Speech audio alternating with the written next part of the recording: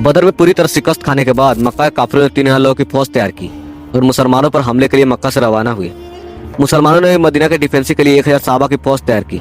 अब फिर वही बदर वाला सिस्टम था कि काफिरों की फौज मुसलमानों से 3 गुना ज्यादा, बट इस पर मक्का वालों की फौज में एक यंग और टैलेंटेड लड़का भी था जिनका नाम था खालिद बिन वलीद।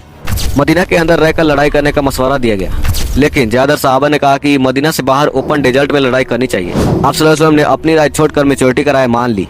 मदीना से 1000 सहाबा लड़ाई के लिए रवाना हुए। रास्ते में आप सल्लल्लाहु अलैहि वसल्लम ने इस फौज को 3 ग्रुप में डिवाइड किया। मुहाजिरीन और अंसार में सिर्फ 100 लोगों के पास बॉडी आर्मर और सील्स थी और मुसलमानों के पास 50 घोड़े थे। उसके मुकाबले मक्का के 3000 की फौज उहुद के मुकाम पर आकर रुकी और मुसलमानों को इंतजार करने लगी। इस फौज के सेंटर को अबू सुफियान लीड कर रहा था। उनके लेफ्ट साइड पर अबू जहल का बेटा और राइट साइड घुड़सवारों के साथ खालिद बिन वलीद। जब 1000 सहाबा उहुद पहुंचे तो अब्दुल्ला बिन उबय, जो बहुत बड़ा मुनाफिक था, कहा हम तो नहीं लड़ेंगे, ये तो खुदकशी है भाई। अब्दुल्ला बिन उबय और उनके 300 साथी मुसलमानों की फौज से अलग हो गए। ये एक प्री प्लान साजिश थी या जो भी था। अब मुसलमान सिर्फ 700 रह गए। रसूलुल्लाह सल्लल्लाहु अलैहि वसल्लम ने 50 तीरंदाज को एक पहाड़ी पर भेजा ताकि मक्का वाले पीछे से हमला न कर सके, और उन 50 लोगों को साफ ऑर्डर कर दिया कि अगर तुम देखो कि मुसलमान जंग जीत चुके हैं तब भी अपनी जगह से मत उतरना, और अगर तुम देखो कि मुसलमान जंग हार चुके हैं और परिंदे उनके लाशों पर बैठकर गोश्त उनके खा रहे हैं तब भी अपनी जगह से मत हिलना। जंग का आगाज हुआ। एक काफिर आकर चैलेंज किया। हजरत अली ने जाकर उसे भी निपटा दिया। फिर उसके भाई सामने आया। हजरत हमजा ने उसे भी खत्म कर दिया। उसके बाद मुकाबले होते गए और मुसलमान दुश्मनों को मारते चले गए। दोनों फौजों ने जोरदार हमला कर दिया। शुरू में लड़ाई थोड़ी सॉफ्ट थी, लेकिन धीरे धीरे सहाबा दुश्मनों पर भारी पड़ने लगी। मक्का वाले हौसला हारने लगे और थोड़ी देर बाद बदर की तरह मैदान छोड़कर भागने लगे। क्लियरली लग रहा था कि मुसलमान जंग जीत चुके हैं। यही देखकर पहाड़ी पर खड़े 50 तीरंदाज में से 41 लोग जीत की खुशी में माल गनीमत इकट्ठा करने के लिए नीचे उतर आए। पहाड़ी पर सिर्फ 9 तीरंदाज रह गए और यही वही लम्हा था जिनका इंतजार खालिद बिन वलीद कर रहे थे। जैसे ही तीरंदाज नीचे उतरे, खालिद बिन वलीद पीछे से बिजली की रफ्तार से हमला कर दिया। अब पूरी जंग का सीन बदल चुका था।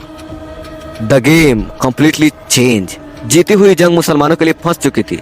दुश्मन फौज मुसलमानों के बीच घुस गई और धीरे धीरे बहुत से सहाबा शहीद होने लगे, और मुसलमानों के सबसे बहादुर जनरल हजरत हमजा को एक हबशी गुलाम वासी ने शहीद कर दिया। लेकिन इसी दौरान एक अफवाह फैल गई कि मोहम्मद सल्लल्लाहु अलैहि वसल्लम को भी शहीद कर दिया है। यह अफवाह इसलिए फैली क्योंकि दुश्मनों ने मुसाब बिन उमैर को शहीद किया था, जिनकी शक्ल आप सल्लल्लाहु अलैहि वसल्लम से बहुत ही मिलती जुलती थी।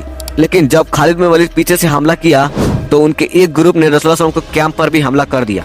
उस वक्त रसूलुल्लाह सल्लल्लाहु अलैहि वसल्लम की हिफाजत के लिए सिर्फ 9 सहाबी मौजूद थे, लेकिन हजरत तलहा और बाकी सहाबा ने जान पर खेलकर आप सल्लल्लाहु अलैहि वसल्लम की हिफाजत की। काफिरों को लगा कि उन्होंने रसूलुल्लाह सल्लल्लाहु अलैहि वसल्लम को भी शहीद कर दिया है। मुसलमान किसी तरह आप सल्लल्लाहु अलैहि वसल्लम को बचाकर पहाड़ी पर लेकर गए। वहाँ दोबारा फॉर्मेशन बनाई गई और जंग के लिए तैयार हो गए। मक्का वाले घोड़े पहाड़ पर तो नहीं चढ़ सकते थे और बिना घोड़े के उनकी स्पीड बहुत ही स्लो हो जाती थी।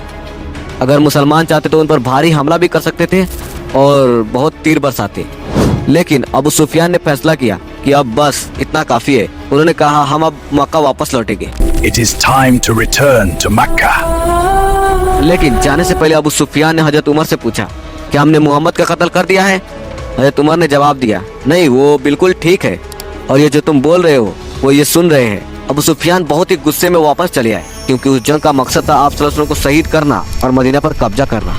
लेकिन इन दोनों में से कोई भी ऑब्जेक्टिव पूरा नहीं हुआ। इसलिए कुछ लोग इस जंग को मुसलमानों की अस्थायी शिकस्त कहते हैं, जबकि कुछ कहते हैं कि मुसलमानों को नुकसान जरूर हुआ, लेकिन दुश्मन अपने मकसद से नाकाम रहा। इस जंग से मुसलमानों को एक बहुत ही बड़ी सबक मिली कि जंग के दरमियान कभी भी अपने लीडर के ऑर्डर के खिलाफ नहीं जाना चाहिए। और आने वाले सालों में जब मुसलमान बड़ी बड़ी सुपर पावर से लड़ाई की तो उन्होंने कभी भी अपने लीडर की नाफरमानी नहीं की। मक्का की फौज तो वापस चली आई, लेकिन अबू सुफियान ने अब 10,000 की फौज जमा करके दोबारा हमले के लिए तैयारी शुरू कर दी थी। सब्सक्राइब।